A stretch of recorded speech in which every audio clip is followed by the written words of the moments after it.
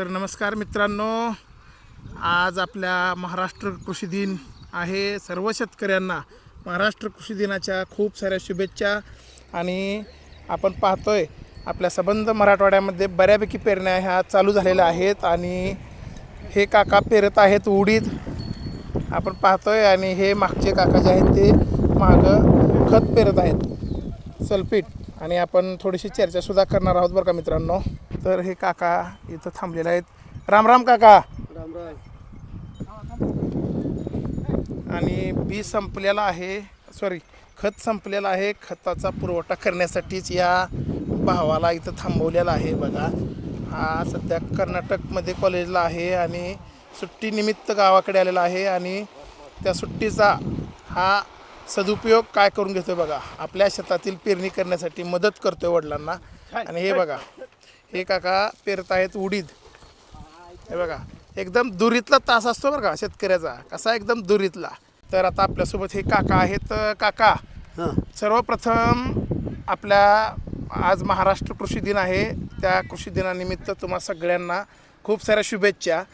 आज जी आपली पेरणी चालू झालेली आहे मंगरूळ शिवारामध्ये, बरेच दिवस झाला पाऊस नव्हता. पावसानं चांगलं केलं. हा, पाऊस आता आलाय बऱ्यापैकी.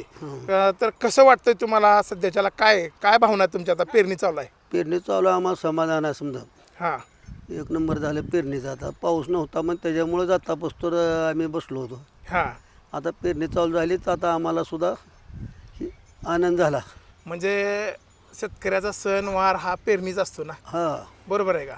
पोळ्याचा सण आणि हे पेरणीचं पेरणी समाधान. म्हणजे एक शेतकऱ्याचा सणच असतो. हा, आणि इतके दिवस पाऊस पडत नसल्यामुळे आपल्या शेतकरी वर्गामध्ये बरेचसे निराशेचं वातावरण होतं. होतं. पण आता पेरणी छान झाली आहे, चालू झाली आहे. आणि अगदी पेरणीला एक वल्ब सुद्धा झालेली आहे आपल्या वावराला. हो, तर सध्या आता तुम्ही काय पेरता इथं? उडीद.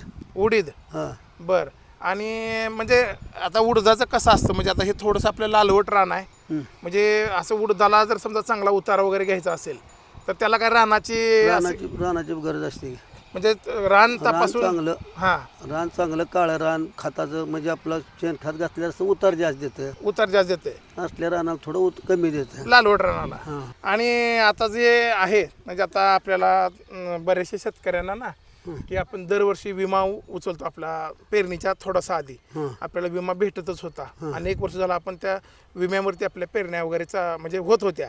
आता बऱ्याचशा शेतकऱ्यांची नाराजगी अशी आहे की या वर्षी विमाच भेटलेला नाही. मग त्यात पेरणीचं तर आता हे एकतर पुढे गेलेलं होतं, आता पाऊस झालाय आणि आता पेरणी तर करणं गरजेचं आहे. मग आता हे जे काय अडचणी आहेत, ह्या अडचणीविषयी तुमचं काय मत आहे? विमा तर भेटला नाही, पेरणी तर करायचीच आहे, काय करायचं? काय गावना पर करून आणल्याशिवाय भाग आहे का? ते पेरल्याशिवाय तर भाग असते का? पेरावंच लागते. होय.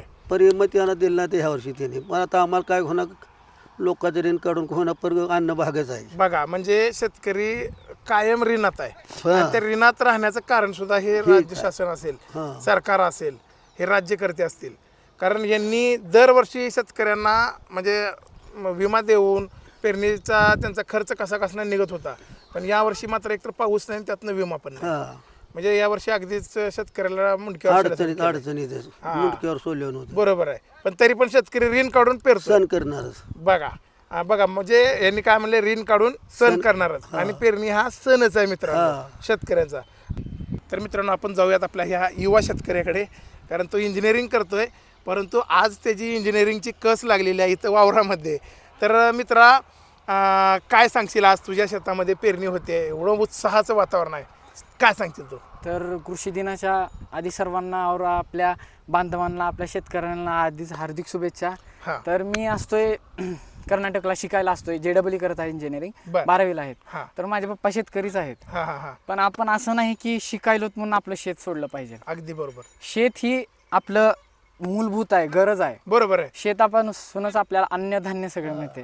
तर आपण शेती केलीच पाहिजे. किती जरी शिकलो, कुठं जरी मोठं झालो, आपण आपल्या मूलभूत शेती सोडली नाही पाहिजे. कारण शेतीपासूनच आपलं जीव जग सर्व आहे. तर असंच प्रमाणे मी आता आलो आहे, थोड्या दिवस सुट्ट्याच भेटल्या आहेत मला. त्यासाठी मी पप्पाला जरा हातभार लावा म्हणून मी शेतात आलो आहे.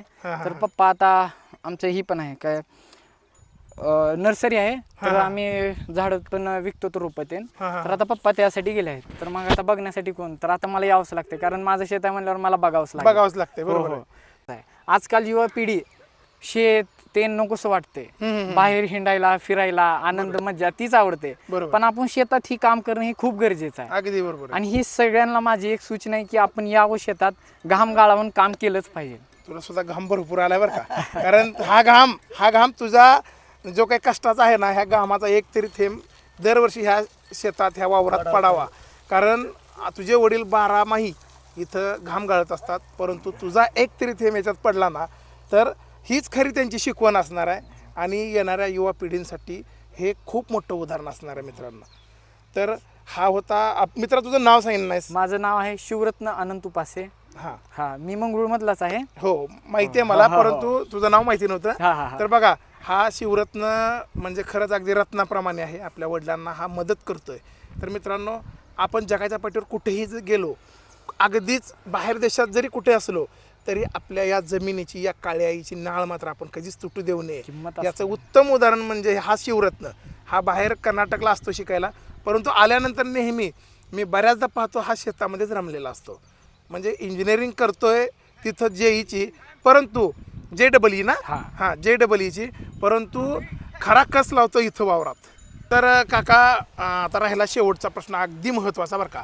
तुम्ही एवढं कष्ट करताय, घाम गाळताय वगैरे, एवढं छान असं धान्य पिकवताय, परंतु जे काय आपल्याला याचा भाव असतो धान्याचा, ज्यावेळेस रास होते त्यावेळेस जो मिळणारा भाव आहे त्याच्याबद्दल तुमचं काय मत आहे? आम्हाला भाव तसा मिळत नाही, करून सुद्धा एवढं कष्ट करायचं, त्याला आतापासून खर्च ते काढीस्तोर खर्च आणि त्याचा निम्म्यानं भाव मिळत नाही.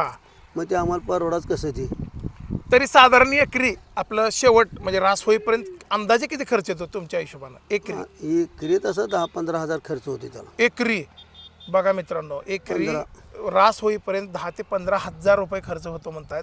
आणि एकरी उत्पादन किती होईल अंदाजे? एकरी उत्पन्न होते, आता भाव नसतं त्याला 10, 12, 15 एक ले झालं तर 2-3 हजार राहणार ना, तर एकाला त्याच्यातच तोटा येतो, त्याच्यात सुद्धा घाटा होते बघा. आणि घाटा सहन करणारा हा फक्त मोठ्या मनाचा शेतकरी असतो मित्रांनो.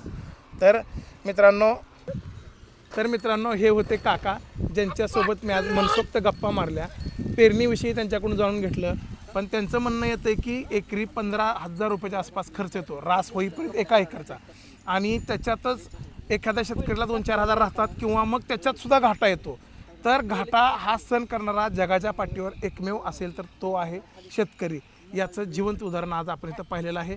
अशा या निस्वार्थपणे शेती करणाऱ्या या जगाच्या पोशिंद्याला खूप साऱ्या शुभेच्छा. येणारा काळ हा शेतकऱ्याचा असो, आणि शेतकऱ्याला येणाऱ्या काळात अधिक महत्त्व, आणि शेतकरी हा राजाच व्हावा, यासाठी माझ्या अनेक साऱ्या शुभेच्छा मित्रांनो. चला, आजचा हा ब्लॉग आपण खास शेतकऱ्यांसाठी केला, आणि आमच्यासोबत होते हे काका. एकदा नाव सांगा आपलं. बाळूराव साहेब लबडे, मंगरूळ आमच्याच गावातले आहेत. बघा, तर अशा ह्या निस्वार्थपणे शेती करणाऱ्याला, या जगाच्या पोशिंद्याला, या बळीराजाला खूप साऱ्या शुभेच्छा. खूप सारं धनधान्य पिको आणि भरभराटी येवो, आणि आपल्या शेतकऱ्याला योग्य तो त्याच्या मालाला भाव मिळो, हीच आपल्या सरकारचरणी प्रार्थना. ईश्वर नाही, सरकारचरणी प्रार्थना. चला, मी गणेश पवार आपला निरोप घेतोय. थँक्यू, धन्यवाद.